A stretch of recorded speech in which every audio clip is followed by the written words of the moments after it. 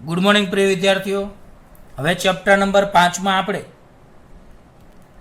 ત્રણેક થિયરીઓ બાકી છે, એની આપણે ચર્ચા કરીએ. તો આમ બે થિયરીઓ છે, પણ આપણે બે ભાગ કર્યા છે એટલે ત્રણ થિયરી થાય છે.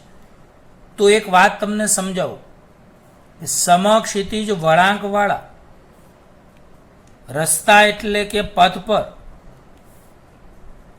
થતી ગતિ સમજાવો અને તેના માટે મહત્તમ સલામત ઝડપ વી મેક્સિમમનું સૂત્ર તારવું. તો પ્રિય વિદ્યાર્થીઓ, બે પ્રકારના રસ્તા હોય. સમજી લો કે આ કોઈ બગીચો છે અને બગીચાની ફરતે કોઈ વર્તુળાકાર ટ્રેક બનાવેલો છે. તો આને કહેવાય સમક્ષિતિજ વળાંકવાળો રસ્તો. અને બીજો રસ્તો આબુ પર્વત હોય તો આબુ પર્વત ઉપર અથવા કોઈ માથેરાન છે, મહાબળેશ્વર છે, કોઈ હિલ સ્ટેશન ઉપર તમે જ્યારે ચડતા હો ત્યારે જે વળાંક આવે એ વળાંકમાં ઢાળ પણ હોય તો એને ઢોળાવવાળો વક્રાકાર રસ્તો કહેવાય. તો બે પ્રકારના રસ્તા છે, આને સમક્ષિતિજ વળાંકવાળો રસ્તો કહેવાય.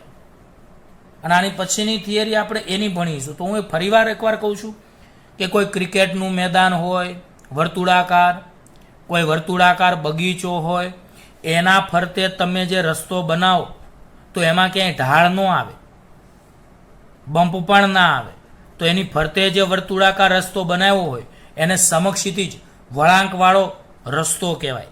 તો પહેલાં તો રસ્તાને આપણે ઓળખીએ. તો બોલો, ક્રિકેટના મેદાનની ફરતે અથવા બગીચાના મેદાનની ફરતે વર્તુળાકાર રસ્તો બનાવ્યો હોય તો એ સમક્ષિતિજ વળાંકવાળો રસ્તો કહેવાય. અને આબુ પર્વત છે અથવા બીજી કોઈ પણ હિલ સ્ટેશન ઉપર તમે જ્યારે ચડો અને જે વળાંક આવે તો એને ઢાળવાળો વળાંક કહેવાય. તો અત્યારે આપણે આ રસ્તાની વાત કરીએ. તો બોલો, આકૃતિમાં આર ત્રિજ્યાવાળા સમક્ષિતિજ સમતલીય વળાંકવાળા રસ્તા પર ધારો કે ગતિ કરતું કોઈ એક આદું વાહન છે. તો અહીંયા વાહન છે અને ટાયર તો નીચે હશે જે આપણને દેખાશે નહીં. તો અહીંયા સમજવા માટે એમ દળનું એક વાહન છે કે જેનો વેગ વી સ્પર્શકની દિશામાં હોય છે. હા કે ના? પાક્કું? ફરીવાર બોલું છું. બોલો, આકૃતિમાં સ્મોલાર ત્રિજ્યાવાળા સમક્ષિતિજ સમતલીય વળાંકવાળા રસ્તા પર ગતિ કરતા એમ દળના વાહનને દર્શાવેલ છે. બોલો, આકૃતિમાં આર ત્રિજ્યાવાળા સમક્ષિતિજ સમતલીય વળાંકવાળા રસ્તા પર ગતિ કરતા એમ દળના વાહનને દર્શાવેલ છે. બોલો, આ કિસ્સામાં વાહન પર બે પ્રકારના બળો લાગે છે. બોલો, એક તો વાહન પર કયું બળ લાગશે? બોલો, વજન બળ mg અધો દિશામાં લાગશે અને બીજું લંબ બળ n એ ઉર્ધ્વ દિશામાં લાગશે. બોલો, એક તો વજન બળ mg અધો દિશામાં લાગશે, અધો દિશા માટેની આવી નિશાની છે, અને બીજું બળ રોડની સપાટી વડે લાગતું લંબ બળ n છે. લંબ બળ કયું છે? n છે, જે ઉર્ધ્વ દિશામાં લાગે છે. બધાને ખબર છે કે અહીં બંને બળો એકબીજાને સમતોલે છે, એટલે કે વજન બળ mg અને લંબ બળ n બંને સરખા હોય છે. એટલે તમે n બરાબર mg લખી શકો છો. બીજી એક વાત, મેં તમને ગયા લેક્ચરમાં જ કીધું હતું કે કેન્દ્રગામી બળ જોઈએ. બોલો, અહીં વર્તુળાકાર ગતિ કરવા માટે કયું બળ જોઈએ? કેન્દ્રગામી બળ જોઈએ, જે ઘર્ષણ બળ પૂરું પાડે છે. તો બોલો, અહીં વાહનને વર્તુળાકાર માર્ગે ગતિ કરવા માટે જરૂરી એવું કેન્દ્રગામી બળ Fc એ વાહનના ટાયર અને રોડની સપાટી વચ્ચે ઉદ્ભવતું ઘર્ષણ બળ પૂરું પાડે છે. હા કે ના? તો બોલો, વાહનના ટાયર અને રોડની સપાટી વચ્ચે ઉદ્ભવતું ઘર્ષણ બળ F એ વાહનને સમક્ષિતિજ વક્રાકાર રોડ પર ગતિ કરવા માટે જરૂરી કેન્દ્રગામી બળ પૂરું પાડે છે. આપણા ઘરમાં પંખો હોય તો એ પંખો વર્તુળાકાર ગતિ કરે છે. તો બોલો, પંખાને પણ વર્તુળાકાર ગતિ કરવા માટે જરૂરી એવું કેન્દ્રગામી બળ એ વિદ્યુત ચુંબકીય બળ પૂરું પાડે છે. આપણા ઘરે ઘડિયાળ હોય, ઘડિયાળમાં સેલ હોય, તો બોલો, ઘડિયાળના કાંટા વર્તુળાકાર ગતિ કરતા હોય તો ઘડિયાળના કાંટાને પણ વર્તુળાકાર ગતિ કરવા માટે જરૂરી એવું કેન્દ્રગામી બળ એ સેલ દ્વારા પૂરું પડાય છે. દાખલા તરીકે કોઈ દોરડું છે, મેં દોરડાના છેડે તમને બાંધી દીધા અને હું તમને સમક્ષિતિજ ગોળ ગોળ ફેરવું, તો તમારે કેન્દ્રગામી બળ જોઈએ એ કોણ પૂરું પાડે છે? તો દોરીવાનું તણાવ બળ. તો આવા અમે ઘણા ઉદાહરણ આપ્યા હતા કે સૂર્યની આજુબાજુમાં પૃથ્વી વર્તુળાકાર કક્ષામાં ભ્રમણ કરે છે, તો પૃથ્વીને વર્તુળાકાર કક્ષામાં ભ્રમણ કરવા માટે કેન્દ્રગામી બળ જોઈએ, જે સૂર્ય અને પૃથ્વી વચ્ચે લાગતું ઘર્ષણ બળ ગુરુત્વાકર્ષી બળ પૂરું પાડે છે. તો અહીંયા બોલો તમે કહી શકો છો કે કેન્દ્રગામી બળ એ ઘર્ષણ બળ પૂરું પાડે છે. તો બોલો અહીં જરૂરી એવું કેન્દ્રગામી બળ એ ઘર્ષણ બળ પૂરું પાડે છે, માટે કેન્દ્રગામી બળ એફસી બરાબર તમે ઘર્ષણ બળ લખી શકો છો. અને કેન્દ્રગામી બળનું સૂત્ર તમે કયું જાણો છો? તો કેન્દ્રગામી બળનું સૂત્ર mv²/r જાણો છો, એટલે તમે અહીં F બરાબર mv²/r લખી શકો છો. બીજું કે જો મહત્તમ ઘર્ષણ બળ Fm હોય તો Fm બરાબર μsn બરાબર μsmg લખી શકો છો. બોલો જો મહત્તમ ઘર્ષણ બળ Fm હોય તો Fm બરાબર μsn અથવા μsmg તમે લખી શકો છો, જ્યાં મ્યુએસ એ વાહનના ટાયર અને રસ્તા વચ્ચેનો સ્થિત ઘર્ષણાંક છે. તો આ જરા યાદ રાખજો કે જો મહત્તમ ઘર્ષણ બળ Fs મેક્સિમમ હોય, જો મહત્તમ ઘર્ષણ બળ Fs મેક્સિમમ હોય તો Fs મેક્સિમમ બરાબર μsn અને n બરાબર તમે mg લખી શકો છો. તો બોલો હું તમને એક વાત સમજાવું કે જો વાહનની મહત્તમ સલામત ઝડપ v મેક્સિમમ હોય તો તમે આવું લખી શકો છો. જો અહીંયા ઉપર F બરાબર mv²/r લખ્યું છે, F બરાબર mv²/r અથવા તમે mv²/r બરાબર F લખી શકો. તો અહીંયા સૂત્રમાં જરા જોજો mv²/r બરાબર F, પણ હું અહીંયા શું કરું છું? v મેક્સિમમ મૂકું છું, તો અહીંયા ઘર્ષણ બળ F મેક્સિમમ આવે. તો બધાને ખબર છે મહત્તમ ઘર્ષણ બળ F મેક્સિમમ આપણે μsmg મળ્યું, અને અહીંયા mv² મેક્સિમમ/r તો છે જ. હવે એક વાર m ઉડી જશે તો r ભાગાકારમાંથી ગુણાકારમાં જશે, એટલે અહીંયા સાઈડમાં લખું છું. કેટલા વધશે બોલો? તો v² મેક્સિમમ બરાબર μsrg, અને બંને બાજુ વર્ગમૂળ કરશો તો v મેક્સિમમ બરાબર √μsrg વધશે. તો બોલો આ આવી ગઈ સમક્ષિતિજ વળાંકવાળા રસ્તા પર સલામત ઝડપ, મહત્તમ સલામત ઝડપનું સૂત્ર. તો બરાબર શાંતિથી તમે સમજ્યા જ છો, આમાં કોઈ જ નવાઈ નથી. તો બોલો અહીં વાહનને વર્તુળાકાર સમક્ષિતિજ માર્ગે ભ્રમણ કરવા માટે જરૂરી એવું કેન્દ્રગામી બળ ઘર્ષણ બળ પૂરું પાડે છે. કેન્દ્રગામી બળ એટલે એફસી, ઘર્ષણ બળ એટલે એફ. કેન્દ્રગામી બળ એટલે mv²/r, તો ઘર્ષણ બળ F બરાબર કેન્દ્રગામી બળ mv²/r, એટલે કે mv²/r બરાબર F લખાય. જો મહત્તમ ઘર્ષણ બળ Fm હોય તો મહત્તમ ઘર્ષણ બળ Fm બરાબર μsn સૂત્ર આપણે જાણીએ છીએ. મ્યુએસના મ્યુએસ એનની જગ્યાએ mg, જ્યાં મ્યુએસને સ્થિત ઘર્ષણાંક કહેવાય છે. હવે સમજી લ્યો કે જો વાહનને મહત્તમ સલામત ઝડપ v મેક્સિમમ હોય, જે આપણે શોધવાનું છે. બોલો જો વાહનની મહત્તમ સલામત ઝડપ v મેક્સિમમ હોય તો ઉપયુક્ત સૂત્ર જે mv²/r બરાબર F હતું એ મેં અહીંયા લખ્યું mv²/r બરાબર F મેક્સિમમ. પણ યાદ રાખો અહીં F મેક્સિમમ એટલે μsmg. એક વાર m ઉડી જાય r ભાગાકારમાંથી ગુણાકારમાં, તો v² મેક્સિમમ બરાબર μsrg. બંને બાજુ વર્ગમૂળ કરો તો v મેક્સિમમ બરાબર √μsrg.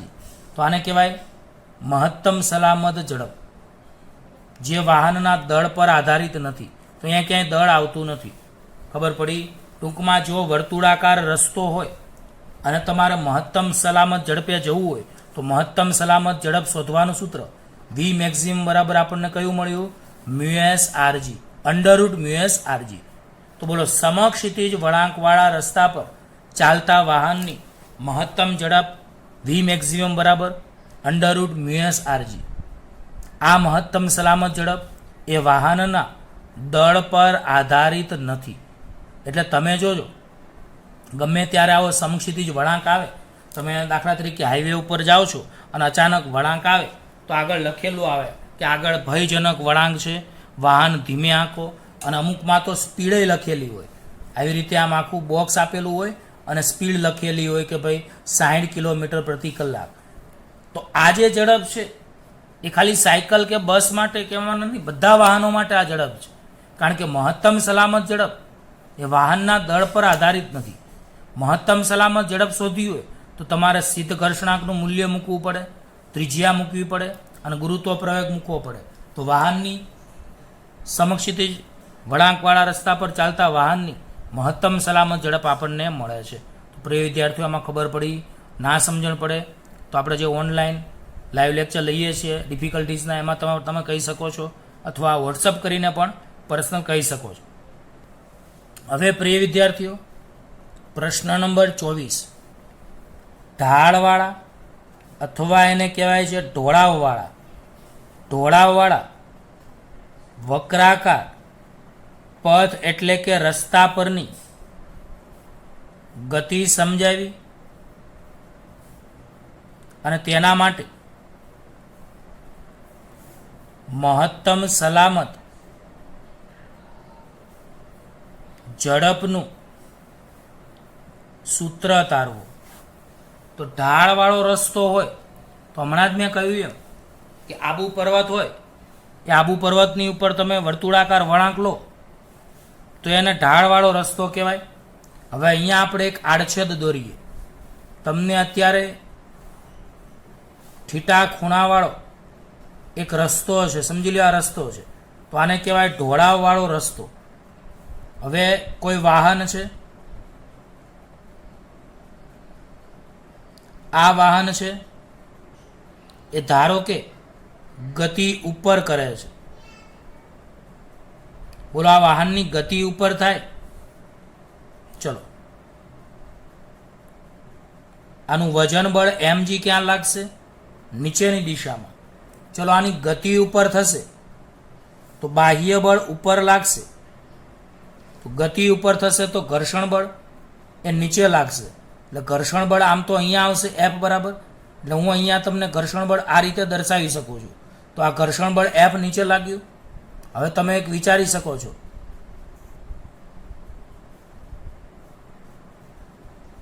કે આ ખૂણો થીટા છે તો આ પણ થીટા થશે.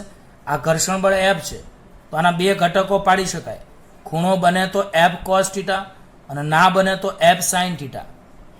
આવી જ રીતે આ સપાટી ત્રાસી છે તો સપાટીને લંબબળ n લાગે છે. બીજી એક વાત, સપાટીને લંબબળ n લાગે છે.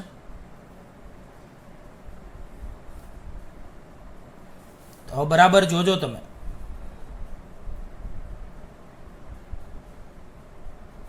બોલો, આ ખૂણો થીટા છે તો આ પણ થીટા થશે. કારણ કે સમાંતર રેખાઓની છેદિકાઓથી બનતા ખૂણા સરખા હોય. તો આ એક સમાંતર રેખા, બીજી સમાંતર રેખા, આ એક સમાંતર રેખા, બીજી સમાંતર રેખા. તો આ ખૂણો થીટા હશે. બોલો, આ થીટા હશે તો આ 90 માઇનસ થીટા એટલે π/2 માઇનસ થીટા હશે. કારણ કે આ બેનો સરવાળો 90 થશે. હવે એવી જ રીતે આ કાટકોણ તમે વિચારો તો આ π/2 માઇનસ થીટા હશે તો આ ખૂણો પણ આપણને કેટલો મળશે? થીટા મળશે. બોલો, કેટલો મળશે? થીટા મળશે. તો હવે તમે અહીંયા ખૂણો બને છે એટલે અહીંયા n cos થીટા, ના બને એટલે n sin થીટા લખી શકો છો. તો મેન વસ્તુ આ જ તમારે સમજવાની છે, આકૃતિ. જો આ આકૃતિ ખબર પડે એટલે આખી થિયરી મોઢે આવડી જાય. તો હવે હું તમને આકૃતિ સમજાવું એની પહેલાં થોડું વર્ણન સમજાવી દઉં કે આકૃતિમાં કોઈ ઢોળાવવાળા એટલે કે ઢાળવાળા વક્રાકાર રોડ પર ગતિ કરતું વાહન દર્શાવ્યું છે. આ માટે વક્રાકાર રોડ તે અંતરની બાજુ ઢળતો રાખવામાં આવ્યો છે. તો આ વક્રાકાર રોડ છે એ આપણે થોડોક ઢળતો રાખેલો છે. તો બોલો, આકૃતિમાં ઢોળાવવાળા વક્રાકાર રોડ પર ગતિ કરતું વાહન દર્શાવ્યું છે. આ માટે વક્રાકાર રોડ તે અંતરની બાજુ ઢળતો રાખવામાં આવેલો છે. વાહન પર 3 બળો લાગે છે મુખ્યત્વે. એક તો વજન બળ mg જેની દિશા અધો દિશામાં હોય છે. બીજું લંબ બળ n જે રસ્તાની સપાટી જે ત્રાસી છે એને લંબ રૂપે ઉપર તરફ લાગે છે, અને ત્રીજું ઘર્ષણ બળ એ રસ્તાની સપાટીને સમાંતર લાગે છે. તો પ્રિય વિદ્યાર્થીઓ, 3 પ્રકારના ઘર્ષણ બળ લાગે છે. તો બોલો, એક તો વજન બળ બરાબર mg, બોલો કઈ દિશામાં? અધો દિશામાં. બીજું બળ લંબ બળ n, બોલો લંબ બળ n ક્યાં લાગે છે?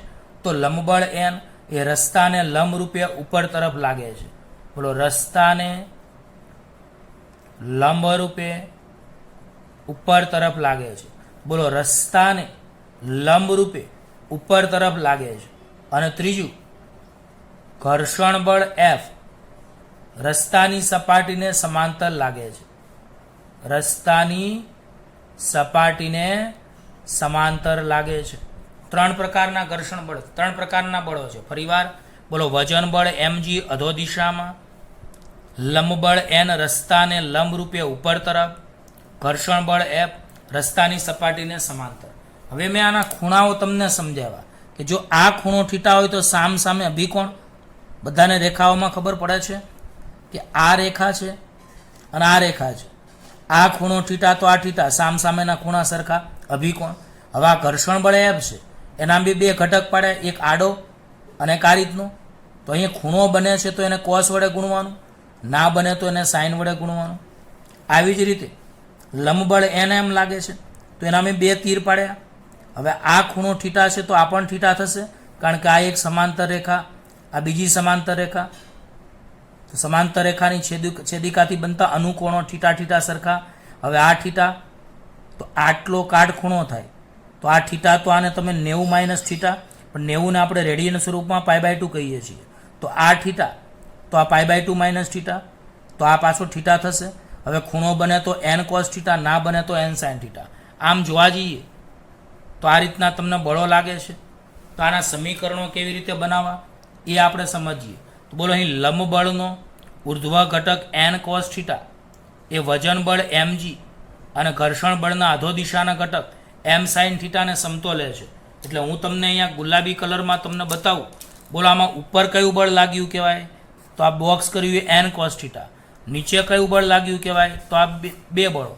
તો બોલો, અહીં લંબ બળનો ઉર્ધ્વ ઘટક n cos થીટા એ વજન બળ mg અને ઘર્ષણ બળના અધો દિશાના ઘટક f sin થીટાને સમતોલે છે. એટલે તમે આમાં ઉપર બરાબર નીચે લખી શકો છો. તો અહીં ઉર્ધ્વ દિશા શિરોલંબ દિશામાં કોઈ ગતિ નથી. તો બોલો, અહીં શિરોલંબ દિશામાં પદાર્થ ગતિ કરતો નથી, એટલે જેટલું બળ ઉપર લાગે એટલું બળ નીચે લાગે. તો અહીંયા તમે કહી શકો છો કે આ કિસ્સામાં શિરોલંબ દિશા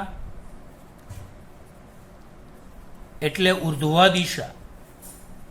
તો શિરોલંબ દિશામાં પ્રવેગ શૂન્ય છે, એટલે કે ગતિ થતી નથી. અને ગતિ નથી થતી એટલા માટે તમે કહી શકો છો કે ઉપરનું બળ બરાબર નીચેનું બળ. તો n cos થીટા બરાબર mg plus f sin theta. તો બોલો, ઉપરનું બળ n cos થીટા અને નીચેના બે બળો mg plus f sin theta. બધાને સમીકરણ કેમ બને ખાસ ધ્યાન રાખવાનું છે. બોલો, આનું વજન બળ mg અધો દિશામાં અને લંબ બળ n cos થીટા અને f sin થીટા. તો બોલો, અહીં n cos થીટા ઉપર, mg અને f sin થીટા નીચે. એટલે n cos થીટા બરાબર mg plus f sin theta. ઉપર બરાબર નીચે. તો ઉપરનું બળ n cos થીટા, નીચેનું બળ mg અને f sin થીટા. તો n cos થીટા બરાબર mg plus f sin theta. mg ને હું કરતા બનાવું તો f sin થીટા આ બાજુ આવે તો બાદ બાકી થાય.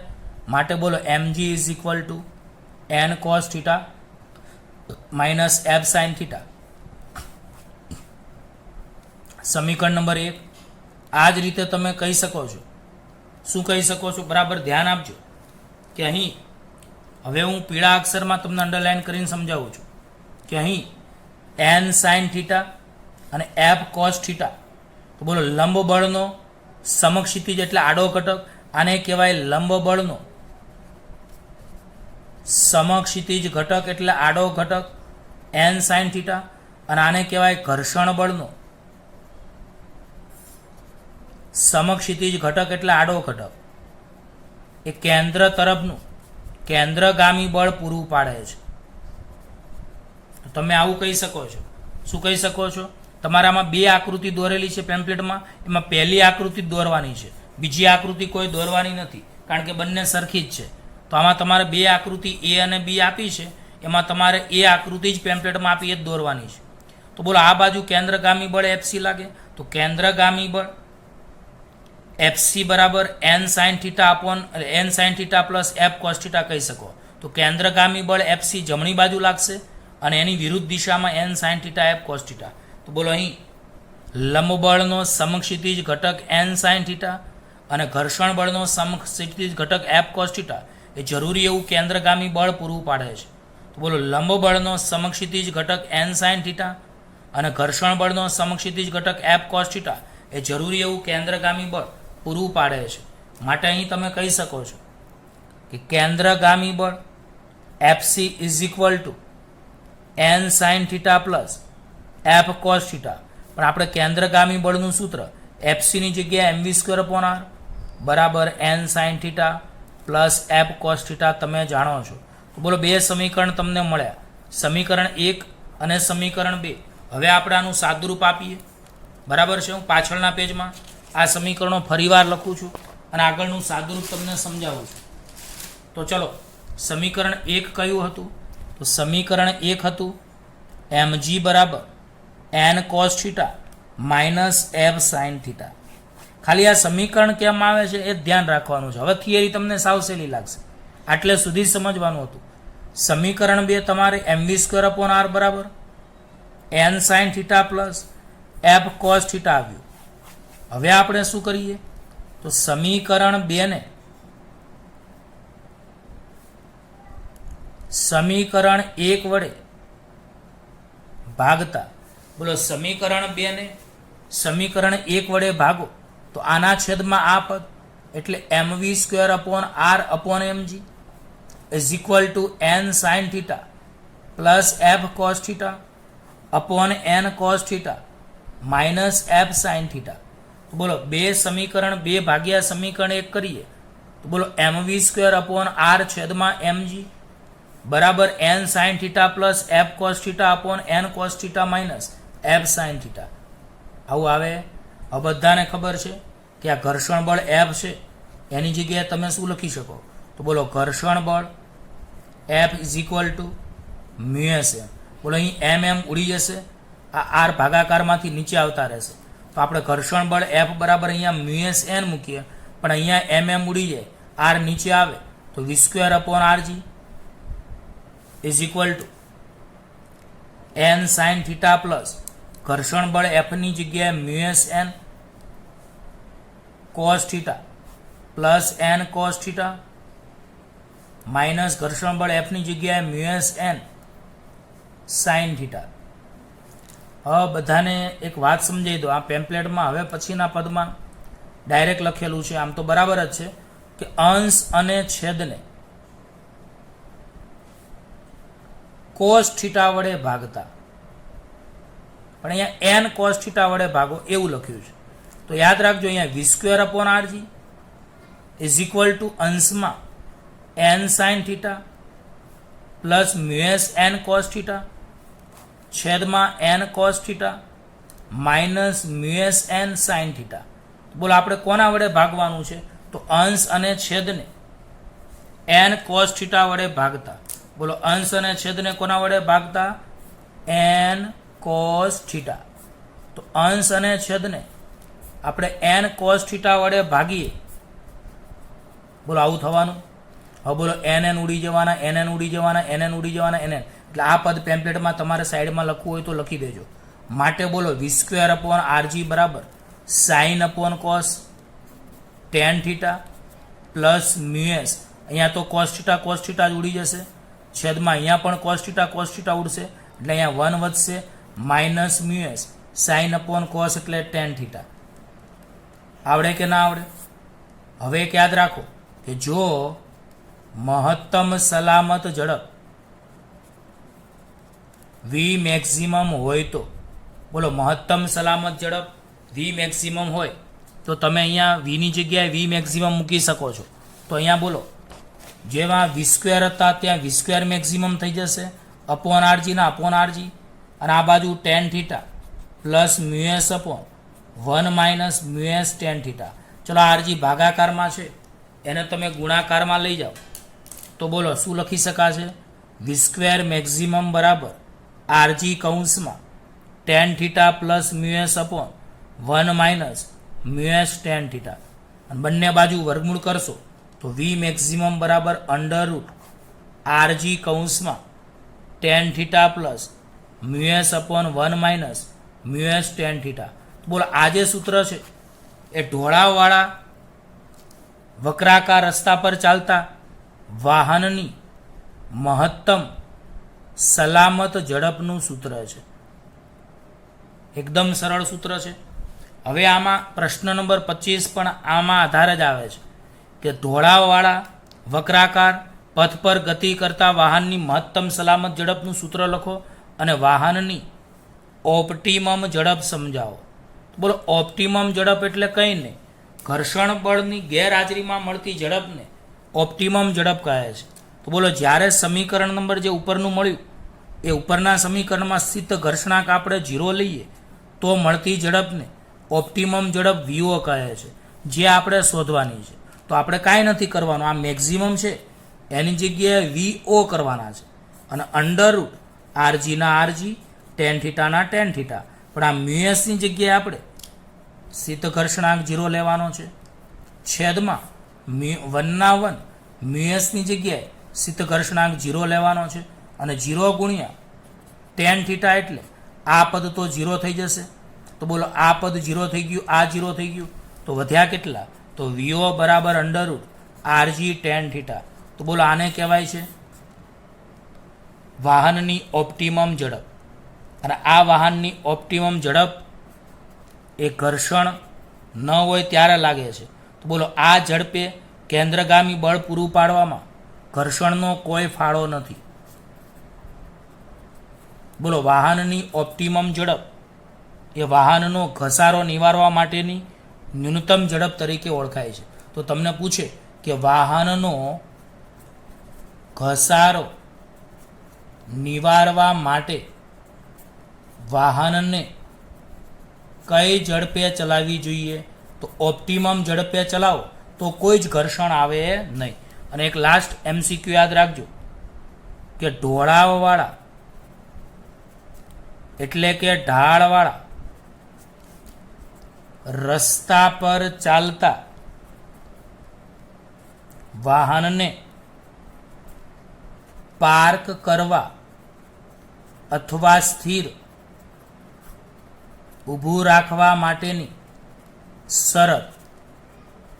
તો એટલું યાદ રાખો, જે ઢાળ હોય એ ઢાળ એ સ્થિત ઘર્ષણાંક કરતાં ઓછો હોવો જોઈએ, કાં તો તેનાથી એના જેટલો હોવો જોઈએ, વધારે ના હોવો જોઈએ. તો દાખલા તરીકે સમજી લો ઢાળ કોને કહેવાય? તો આ ઢાળ છે. હવે અહીંયા કોઈ વાહન હોય, આ જે ખૂણો છે એ જો તમે વધારે રાખો તો વાહન નીચે આવી જાય. તો વાહનને પાર્ક કરવું હોય તો આ જે ખૂણો છે એ સ્થિત ઘર્ષણાંક કરતાં ઓછો કાં તો તેના જેટલો હોવો જોઈએ. તો બોલો ઢોળાવવાળા રસ્તા પર વાહનને પાર્ક કરવાની શરત અથવા સ્થિર ઊભું રાખવાની શરત ટેન થીટા એટલે ઢાળ એ સ્થિત ઘર્ષણાંક કરતાં ઓછો કાં તો તેના જેટલો હોવો જોઈએ. તો પ્રિય વિદ્યાર્થીઓ, હું ગાણિતિક સમીકરણોનું ફરીવાર એકવાર રિવિઝન કરાવું છું, એ ખાસ તમે રિવિઝન કરજો. જો આપણને સમીકરણ 1 mg બરાબર n cos theta minus f sin theta મળ્યું, સમીકરણ 2 mv સ્ક્વેર અપોન r બરાબર n sin theta plus f cos theta મળ્યું. હવે સમીકરણ 2 એને સમીકરણ 1 વડે ભાગો તો સમીકરણ 2 અંશમાં mv સ્ક્વેર અપોન r છેદમાં સમીકરણ 1ની ડાબી બાજુ mg બરાબર સમીકરણ 2ની જમણી બાજુ n sin theta plus f cos theta અને સમીકરણ 1ની જમણી બાજુ છેદમાં n cos theta minus f sin theta. પણ તમે ઘર્ષણ બળ f બરાબર મ્યુએસ n જાણો છો, અહીંયા m ઉડી જાય, r નીચે લાવો તો વી સ્ક્વેર અપોન rg બરાબર n sin થીટા પ્લસ fની જગ્યાએ mu s n cos theta, n cos theta minus fની જગ્યાએ મ્યુએસ n sin થીટા. અંશ અને છેદને આપણે n cos થીટા વડે ભાગો તો આ પદ પેમ્પલેટમાં લખવું હોય તો લખી શકો છો. વી સ્ક્વેર અપોન rg બરાબર n sin થીટા એના n sin theta mu s n cos થીટાના mu s n cos theta n cos theta એમને મ્યુએસ n sin થીટા એમને. અંશ અને છેદમાં N cos theta N cos theta N cos theta N cos theta દરેક વડે ભાગીએ તો અહીં એન તો બધામાં ઉડી જશે. અહીંયા કોસ કોસ ઉડી જશે. તો અહીંયા sine upon cos tan theta વત્તાના વત્તા મ્યુએસના મ્યુએસ કશું બધું ઉડી જાય એટલે 1 minus mu s sine upon cos એટલે 10. બોલો જો મહત્તમ સલામત ઝડપ વી મેક્સિમમ હોય તો આ સૂત્રમાં આપણે વી મેક્સિમમ મૂકીએ તો બોલો V square maximum upon R G બરાબર tan theta plus mu s upon 1 minus mu s tan theta. R G ભાગાકારમાં છે ને ગુણાકારમાં લઈ જાઓ તો વી સ્ક્વેર મેક્સિમમ બરાબર આરજી કૌંસમાં tan theta plus mu s upon 1 minus mu s tan theta. બંને બાજુ વર્ગમૂળ કરો તો વી મેક્સિમમ બરાબર વર્ગમૂળમાં આરજી કૌંસમાં tan theta plus mu s upon 1 minus mu s tan theta. તો બોલો આ જે છે ઢાળાવાળા રસ્તા પર એટલે કે ઢોળાવવાળા રસ્તા પર ચાલતા વાહનની મહત્તમ સલામત ઝડપનું સૂત્ર વી મેક્સિમમ બરાબર અંડરરૂટ આરજી કૌંસમાં tan theta plus mu s upon 1 minus mu s tan theta. આ ઝડપ છે એ સમક્ષિતિજ વળાંકવાળા રસ્તા પર ચાલતા વાહનની મહત્તમ સલામત ઝડપ કરતાં વધુ હોય છે. આપણે આની આગળની થિયરીમાં વી મેક્સિમમ બરાબર અંડરરૂટ મ્યુએસ આરજી તારવ્યા હતા, એના કરતાં આ ઝડપ વધુ છે. તો બોલો ઢોળાવવાળા તો સમક્ષિતિજ વક્રાકાર રોડ કરતાં ઢોળાવાળા વક્રાકાર રોડ પર વાહનની મહત્તમ સલામત ઝડપ વધુ હોય છે. હવે 25મી થિયરીમાં આ સૂત્ર તો લખવાનું જ છે, સાથે ઓપ્ટિમમ ઝડપ આપણે તારવવાની છે. તો ઓપ્ટિમમ ઝડપ ક્યારે મળે? જ્યારે ઘર્ષણ બળ ના હોય. તો અહીંયા ઘર્ષણાંક મ્યુએસ આપણે શૂન્ય મૂકીએ તો ઓપ્ટિમમ ઝડપ મળે. તો વી મેક્સિમમની જગ્યાએ વીઓ બરાબર under root R G ten theta plus mu s 0 upon 1 minus mu s 0 એટલે ટેન થીટા વધશે. તો બોલો વાહનનો ઘસારો નિવારવા માટે વાહનને કઈ ઝડપે ચલાવવી જોઈએ? તો ઓપ્ટિમમ ઝડપ બરાબર અંડરરૂટ આરજી ટેન થીટા. બીજું ઢાળવાળા રસ્તા પર વાહનને પાર્ક કરવા અથવા સ્થિર ઊભા રાખવાની શરત તો tan theta less than or equal to mu s. તો પ્રિય વિદ્યાર્થીઓ આ પાઠની બધી જ થિયરીઓ આપણે અહીંયા પતે છે. મેં તમને વારંવાર કીધું છે કે કોઈ વિડીયો લેક્ચરમાં કોઈ થિયરીમાં તમને ન સમજણ પડે તો પૂછ કરીને અથવા પાછળનું બેગ જઈને ફરીવાર રિવિઝન કરો અથવા એકનો એક વિડીયો આરામથી 2 વાર જુઓ તો તમને જેટલું હું ચલાવું એટલું પાકી પૂરેપૂરી ખબર પડી જશે. નેક્સ્ટ લેક્ચરમાં આપણે દાખલાઓ શરૂ કરીશું. ધન્યવાદ. Bye bye.